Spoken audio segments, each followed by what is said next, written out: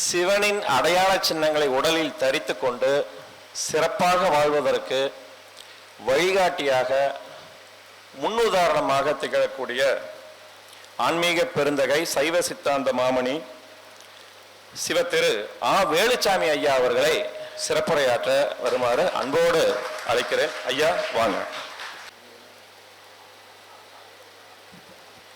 திருச்சிற்றம்பலம்.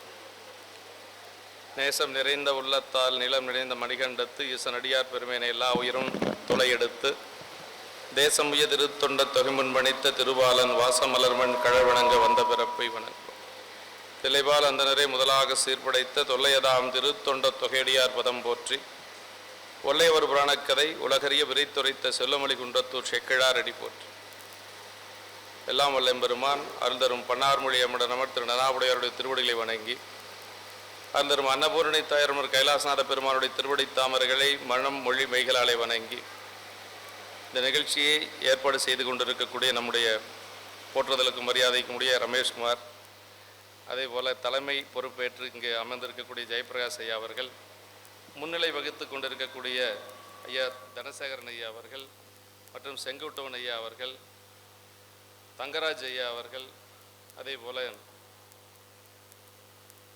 சங்கர்,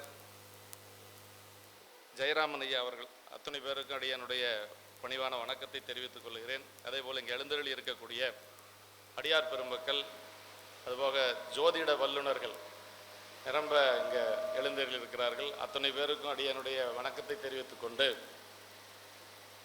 ஒரு பதிகம் பாடி அவர் ஆரம்பிக்க சொல்லியிருக்கார் நம்ம ரமேஷ் ஐயா அவர்கள். ஏன்னா இன்னைக்கு இந்த நேரத்துக்கு தேவையான பதிகம் கோளறு பதிகம் எல்லாத்துக்கும் தெரியும். அந்த பதிகம் எப்படி வந்ததுங்கிறத அப்புறம் நான் சொல்கிறேன். முதல்ல அந்த ஒரு முதல் பாட்டும் கடைசி பாட்டும் மட்டும் நம்ம பாடிக்கலாம்.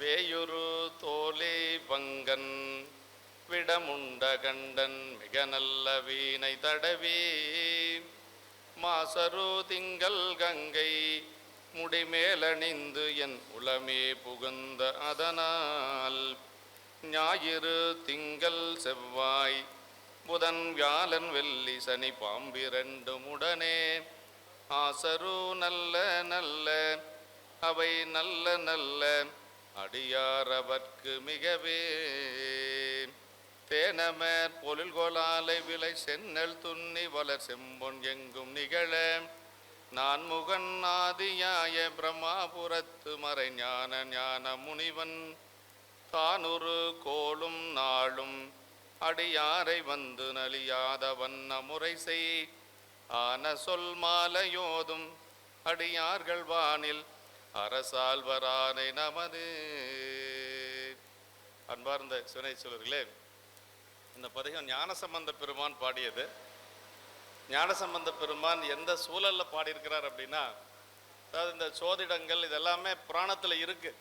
அந்த காலத்திலிருந்து இப்போ நாங்கள்லாம் சொல்கிறது 7ஆம் நூற்றாண்டு ஞானசம்பந்த பெருமான் நாவுக்கரசர் எல்லாம் 1300 ஆண்டுகளுக்கு முன்பு நடந்தது இந்த நிகழ்வெல்லாம். அடியன் சொல்கிறதெல்லாம் அதாவது இந்த கோள்கள் அப்படிங்கிறது வந்து எப்படி நமக்கு அமையப்பெற்று இருக்கிறது அப்படின்னா, ஐயா சொன்னாங்க, குரு வந்து ஒரு ஜாதகத்தில் நல்ல ஒரு நிலையில் இருந்தால் அவங்களுடைய அந்த வாழ்க்கையே ஒரு பிரகாசமாக இருக்கும் அப்படின்னு சொன்னால் அது எப்படி அமையும்னா நம்ம செய்த வினை பயனுக்கு ஏற்றார் போல தான் அமையும். ஒரு சிலர் பார்த்தா இந்த இப்போ பார்த்தா பெரிய தர்ம காரியமெல்லாம் செய்ய மாட்டாங்க, ஆனால் நல்லா இருப்பாங்க. அப்படின்னா என்ன அர்த்தம்னா போன பிறப்பில் நல்லது செஞ்சுருக்கிறாங்கன்னு அர்த்தம். அதாவது டெபாசிட் இருந்ததுன்னா நிறைய எடுத்து செலவு பண்ணலாம், அவங்க டெபாசிட் நிறைய வச்சுருக்கிறாங்கன்னு அர்த்தம். அது மாதிரி ஒவ்வொரு கிரகங்களும் இந்த குரு அப்படிங்கிறது வந்து 2 இருக்குது. இதுக்கு பேர் பிரகஸ்பதி குரு அப்படின்னு சொல்லுவாங்க. இந்த ஜாதகத்தில் 9 கோள்களில் வரக்கூடிய குரு ஒன்று, தட்சிணாமூர்த்தி வேறு. சிவபெருமானே குருவாக இருக்கக்கூடியது தட்சிணாமூர்த்தி. ரெண்டும் ஒன்று நினச்சிட்டு நிறைய பேர் மயங்கிடுறாங்க. அப்படியெல்லாம் இல்லை. தட்சிணாமூர்த்தி என்று சொல்லுவது ஆலமர் கடவுள் அவருக்கு பேர். சிவபெருமானே குருவாக இருந்து 4 முனிவர்களுக்கு உபதேசம் செய்தது தான் தட்சிணாமூர்த்தி. இந்த குரு வந்து என்னென்னா பிரகஸ்பதி குரு அப்படின்னு சொல்கிறது. அதாவது 9 கோள்களில் வரக்கூடிய குரு வியாழன் அப்படின்னு சொல்லுவாங்க. இப்போ இந்த பதிகம் அடியன் பாடினது என்னென்னா, ஞானசம்பந்த பெருமான் நாவுக்கரசர் 2 பேரும் திருமறைக்காட்டில் இருக்கிறாங்க. 1300 வருஷத்துக்கு முன்னாடி அடியன் சொன்ன சம்பவம். திருமறைக்காடு என்று சொல்வது வேதாரண்யம். வேதாரண்யத்தில் இருக்கிற பொழுது அந்த காலத்தில் வந்து இப்போ மாதிரி எல்லாம் சமணர்கள் வந்து ரொம்ப வேரூன்றி இருந்த காலம். மதுரையம்பதியில் சமணர்களுடைய ஆதிக்கம் ரொம்ப அதிகமாக இருக்குது அப்படின்னு சொல்லி அப்போ வந்து மதுரையம்பதியில் மங்கையர்க்கரசி அம்மையார் அப்படின்னு சொல்லி ஒரு அரசமாதேவி, அதே மாதிரி கூன்பாண்டியன் என்று சொல்லி அவங்களுடைய கணவனார். அந்த கூன்பாண்டியன் எப்படின்னா சமணத்தில் போய் சேர்ந்துட்டார். ஆனால் மங்கையர்க்கரசி அம்மா வந்து சமணத்துக்கு போகலை, சைவத்தில் தான் இருக்கிறாங்க. ஏன்னா அவங்க அப்பா அம்மா வந்து சோழ நாட்டை சேர்ந்தவர்கள், அவங்க எல்லாம் பாரம்பரியமாக சைவத்தில் இருந்தவங்க. அதனால் அந்த அம்மா வந்து சைவத்திலே இருக்கிறாங்க.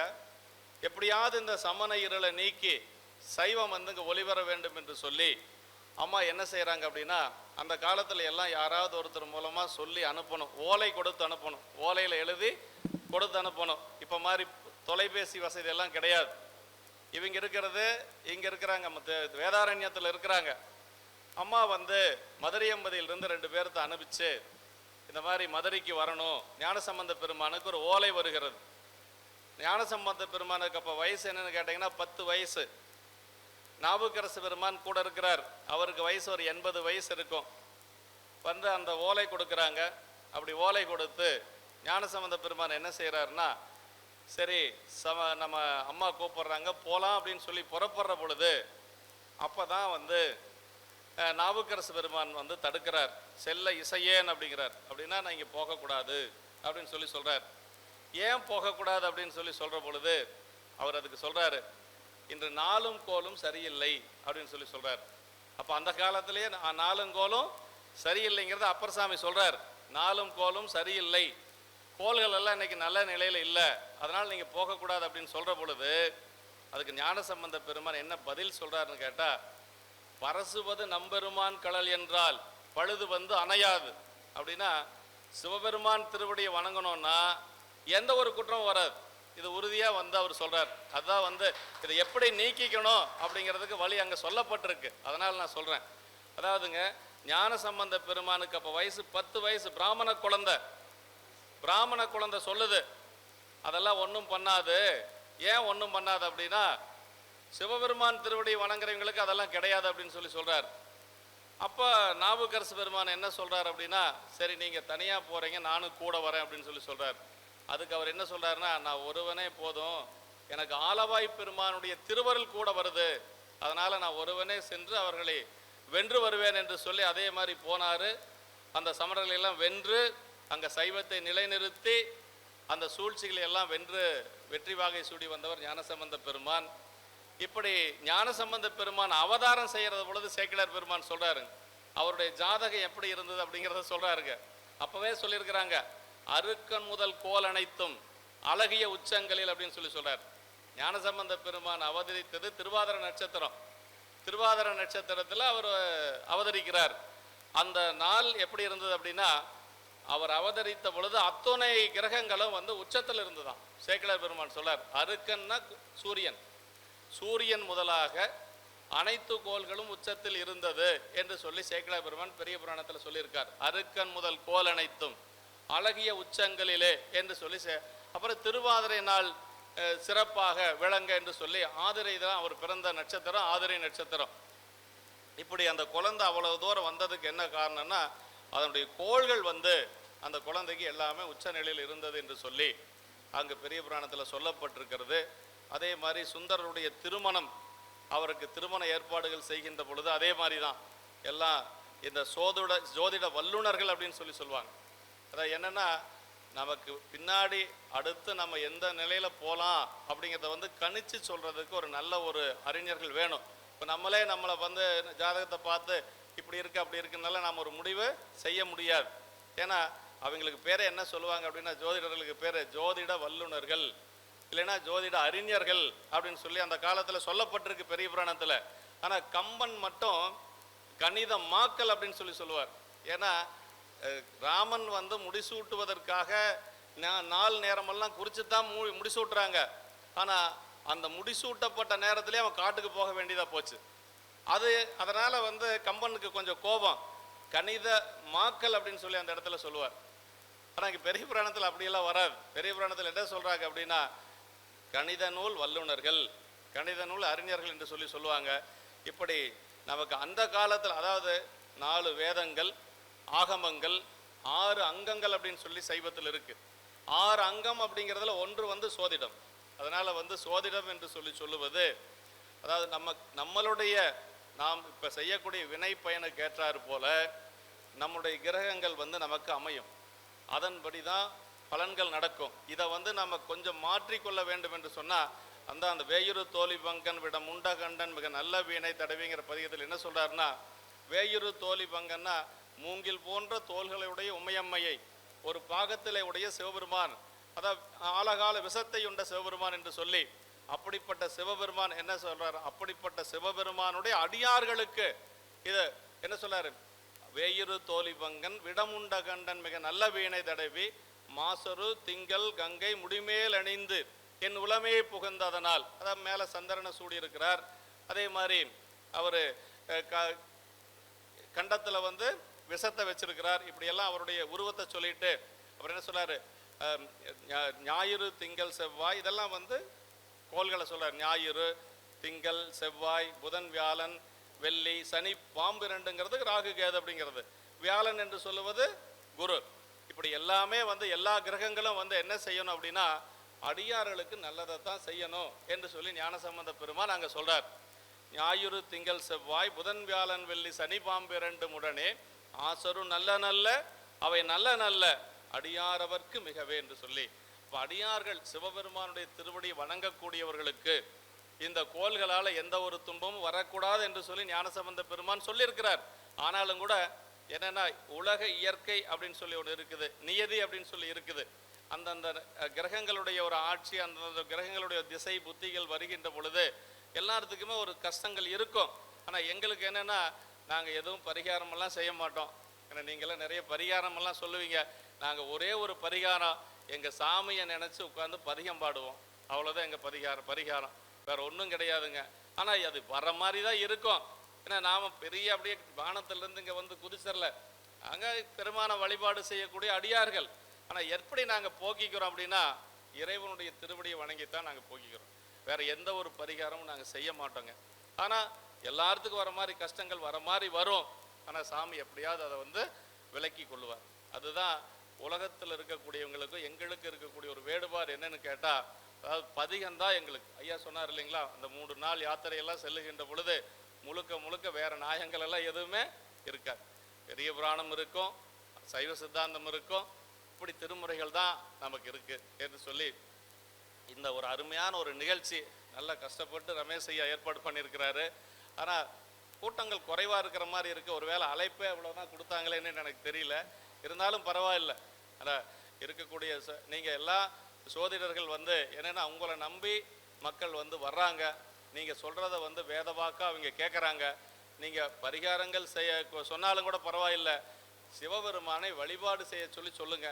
அப்படியே முன்னாடி பேசினவர் சொன்னார், அதுதான் எங்களுடைய விண்ணப்பம். இப்போ நாங்கள் இங்கே வந்திருக்கிறோன்னா, இங்கே வந்து நான் வந்ததுக்கே என்ன காரணம்னா பெருமானை வழிபாடு செய்ய சொல்லுங்க. பதிகங்கள் நிறையா இருக்குது, தேவார திருவாசக பதிகங்கள் நிறையா இருக்குது. சனி கிரகத்தினால வரக்கூடிய துன்பங்கள் நீங்குவதற்கு போகமார்த்த பூன்முளையால் திருப்பதிகம் இருக்கு, திருநள்ளாற்றில் பாடியது. அதே மாதிரி இந்த குரு இந்த நவகிரகங்களுடைய இதெல்லாம் ஒட்டுமொத்தமாக நீக்குவதற்கு கோளறு பதிகம் இருக்குது. அதனால அதாவது ஒரு பதிகத்தில் சொல்லுவாருங்க, இது ஒன்று மட்டும் சொல்லிடுறேங்க. கோலிழி என்று சொல்லக்கூடிய ஒரு பதி இருக்குது. திருக்குவலைன்னு கேள்விப்பட்டிருக்கிறீங்களா? திருவாரூருக்கு பக்கத்தால திருக்குவலை, பெரியவர் ஒருத்தர், ரொம்ப ஃபேமஸான ஊர். அது என்ன காரணம் தெரியுங்களா? அவர் கடைசி வரைக்கும் அப்படி பிரகாசமாக இருந்ததுக்கு ஒரு காரணம் இருக்கு. அந்த கோயிலில் மட்டும் பார்த்தீங்கன்னா நவகிரகங்கள் ஒரே நேர்கோட்டில் இருக்கு, சாமியை பார்த்த மாதிரியே இருக்கும். அந்த ஊரில் பிறந்ததுனால ஒரு பவர் இருந்ததுங்க. ஏன்னா நவகிரகங்கள் எல்லாமே சாமியை பார்த்த மாதிரி இருக்கும், அங்கே மட்டும் அப்படி இருக்கும். அந்த திருக்கோயிலில் மட்டும் போனீங்களா, பெரியவங்களை போயிருந்தீங்கன்னா தெரியும். அது ஒரு காரணம் இருக்குங்க. அதாவது அந்த பதிகத்தில் ஞானசம்பந்த பெருமான் என்ன சொல்றாருன்னா, நாளாய போகாமே நஞ்சனியும் கண்டனுக்கே ஆளாய அன்பு செய்வோம் அடநெஞ்சு அரண்நாமம் கேளாயினம் கிளைகளைக்கும் கேடுபடா திறமருளி கோலாய நீக்குமவன் கோலெளியம் பெருமானே. அங்கே போயிட்டு வந்தோம்னா நமக்கு எல்லா கோள்களால் வரக்கூடிய துன்பங்களும் நீங்கும். இது உறுதியாக ஞானசம்பந்த பெருமான் சொல்றாரு. அப்புறம் அங்கேயே பிறந்தாளுக்கு எப்படி இருக்குன்னு பாருங்களேன். அவர் சாமி கும்பிட மாட்டேன்னு சொல்றதெல்லாம் பொய்யுங்க. ஆமாம், அவரெல்லாம் நல்லா சாமி கும்பிடுவார், உங்களுக்கு தெரியாது, நிறைய சாமி கும்பிடுவார். அவருக்கு கண்ணு ஒரு தடவை பிரச்சனையான பொழுது முதல்ல திருவாரூரில் போய் பதிகம் பாடினாங்க. ஓதுவாமூர்த்தியை வச்சு பதிகம் பாடினாங்க. உங்களுக்கு தெரியுமா? எத்தனை பேர்த்துக்கு தெரியும்? மீளா அடிமை உமக்கே ஆளாய் பிறரை வேண்டாதே மூலா தீபோல் உள்ளே கனன்று முகத்தால் மிகவாடின் ஆளாயிருக்கும் அடியார்தங்கள் அல்லல் சொன்னக்கால் வாளாங்கிருக்கும் திருவாரூரில் வாழ்ந்து போதீரன். அந்த பதிகத்தை 10 பாட்டையும் ஓதுவாமூர்த்தியை வச்சு பாட சொல்லியிருக்காங்க. இதெல்லாம் அங்கே இருக்கிற இங்கே சொல்கிறது நமக்கு தெரியுது. அதனால் அது பரவாயில்ல, நான் வந்து அது தவறுன்னு சொல்ல விரும்பலை. அப்படி எல்லாமே நம்முடைய கஷ்டங்களை எல்லாம் சாமி நீக்கி கொடுப்பார். அதனால் இந்த கிரகங்கள் இதெல்லாம் வந்து உண்மைதான். இது ஒரு சயின்ஸு, சொல்லப்போனால் வேற ஒன்றும் இல்லை. இது ஒரு சயின்ஸு. இதை சரியான ஒரு ஜோதிடர்கிட்ட போய் கேட்டோம்னா அவங்க சரியாக கணிச்சு சொல்லுவாங்க. 1 2 இருக்கிறவங்கிட்ட போய் சொன்னால் நீ அந்த பக்கம் போனேன்னா செத்து போயிடுவேன், உன் பிள்ளை இருக்காது, உன் பையன் ஓடி போயிடுவான், இப்படியெல்லாம் நெகட்டிவாக சொல்கிறவங்களும் நிறையா இருக்கிறாங்க. நெகட்டிவாக சொல்லவே கூடாதுங்க, நெகட்டிவாக சொல்லவே கூடாது. எதுக்குமே ஒரு ரெமெடி இருக்குது இல்லையா? அது இல்லைன்னா அப்புறம் எதுக்கு நம்ம ஜாதகம் பார்க்கணும்? ஒரு ரெமெடி இருக்குது. அதுக்கு மேலே பெரிய ரெமெடி என்னன்னு கேட்டால் சிவபெருமான் திருவடியில் போய் விழுந்து வணங்குறது தாங்க, வேற ஒன்றும் கிடையாதுங்க. மார்க்கண்டேயனுக்கு 16 வயசு தான் அப்படிங்கிறது நிர்ணயிக்கப்பட்டது. 16 வயசுக்கு மேலே அவருக்கு ஆயுள் கிடையாது. 16 வயசு வந்தோடனே யமன் வந்தான். ஆனால் அவர் என்ன செஞ்சார்? சாமி என்னை காப்பாற்றுன்னு போய் அமிர்தகடேஸ்வரர் காலில் போய் விழுந்தார். அதனால் வந்து யமனை உருட்டி காலால் தள்ளினார். அப்போ என்ன, யாராலும் செய்ய முடியாத ஒரு வேலையை யார் செய்வார்? சிவபெருமான் செய்வார். அதான் முன்னவனே முன்னின்றால் முடியாத பொருள் உள்ளதோ சேக்கிழ பெருமான் சொல்றார். யார் முன்னவன்? சிவபெருமான் ஒருத்தன் தான் முன்னவன். சிவபெருமான் திருவடியை வணங்குறது தான் சிறப்பு என்று சொல்லி இந்த வாய்ப்பு கொடுத்த நம்ம நண்பர் ரமேஷ் அவர்களுக்கு நன்றி சொல்லி, இருக்கக்கூடிய பெரியவங்களுக்கும் நன்றி சொல்லி, வாழ்த்துக்கள் சொல்லி, என்றும் இன்பம் பெருகும் முயல்வினால் ஒன்று காதலி துள்ளம் மன்றுளார் அடியார் அவர் வான்புகள் நின்றதெங்கும் நிலவி உலகில்